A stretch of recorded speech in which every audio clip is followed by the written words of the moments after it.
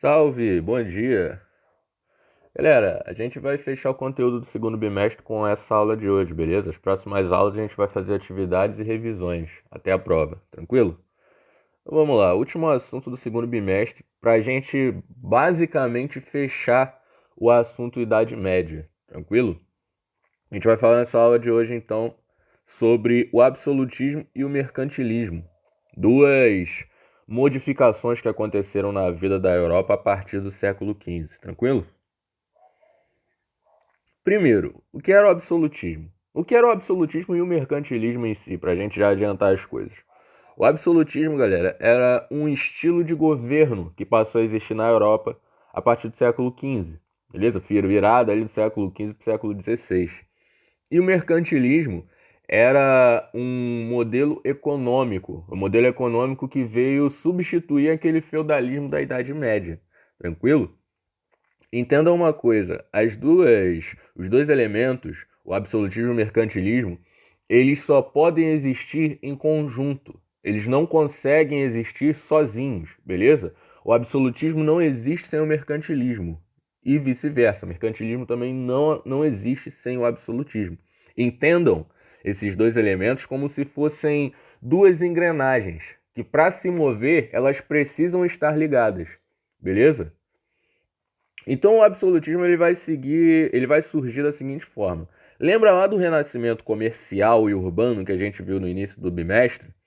Esse renascimento comercial e urbano, eles vão fazendo com que aquele poder, aquele estilo de poder que existia na Idade Média, ele comece a cair. Professor, que estilo de poder era esse? Aquele estilo em que toda a relação política ela estava relacionada àquela relação de suzerania e vassalagem. Beleza? O suzerano, o dono da terra, era o cara que mandava na região. Ele tinha como subordinados os seus trabalhadores rurais. A figura do rei durante a Idade Média, ou dos reis, tinha quase importância nenhuma. Só que com o absolutismo, depois das cruzadas, depois do renascimento comercial, depois que o feudalismo ele começa a entrar em crise, a figura dos reis ela começa a voltar a ter importância. Beleza? E o que começa a acontecer? Aqueles vários reinos que eram divididos durante a Idade Média, eles começam a se unificar.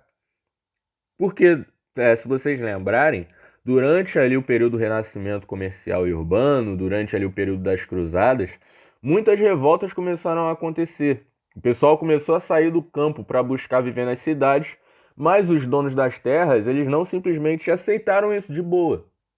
Então eles queriam fazer valer aquele contrato vassálico, obrigar os camponeses a ficarem no campo, só que os camponeses não queriam mais. Então esses camponeses eles começam a fazer o que? Eles começam a se revoltar. E isso começa a causar crises econômicas, revoltas, guerras, conflitos, isso sempre causa prejuízo, seja para o lado que vem, seja para o lado que perde, beleza? Então, para tentar se fortalecer politicamente e também tentar se fortalecer economicamente, esses reinos eles vão começar a se juntar. Essa centralização política que eu coloquei aí para vocês no slide, ela vai marcar exatamente o final da Idade Média e o início da Idade Moderna, propriamente dito, beleza? Como data, a gente tem ali a queda de Constantinopla em 1453.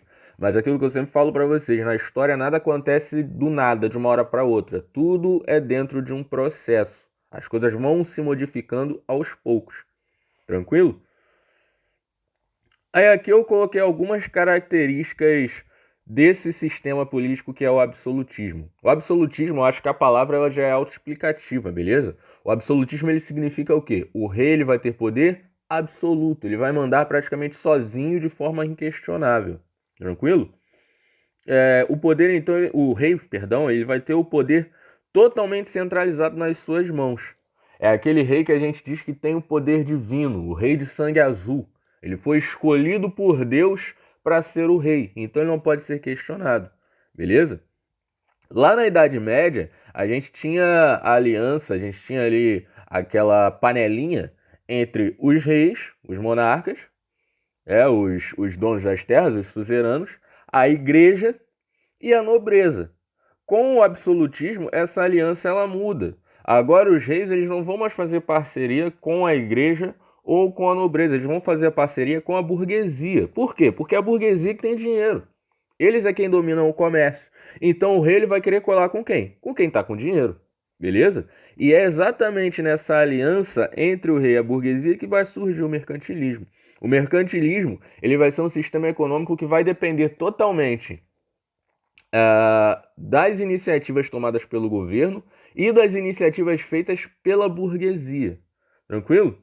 Coloquei no slide para vocês também. O trabalho dos burgueses gerava altos impostos para o rei, que criava leis protecionistas para fazer crescer o lucro dos burgueses. O que seriam leis protecionistas? Eram medidas que o rei tomava para proteger a vida desses burgueses, para fortalecer a economia desses burgueses. Porque quanto mais ricos os burgueses fossem, maiores seriam os impostos que eles pagariam à coroa. Beleza? Era um sistema de uma mão lavando a outra. E o mercantilismo ele dependia exatamente desse sistema de ajuda entre as duas partes. Tranquilo, galera? No próximo vídeo a gente continua falando então sobre esse assunto e dá mais alguns detalhes sobre o que era o mercantilismo.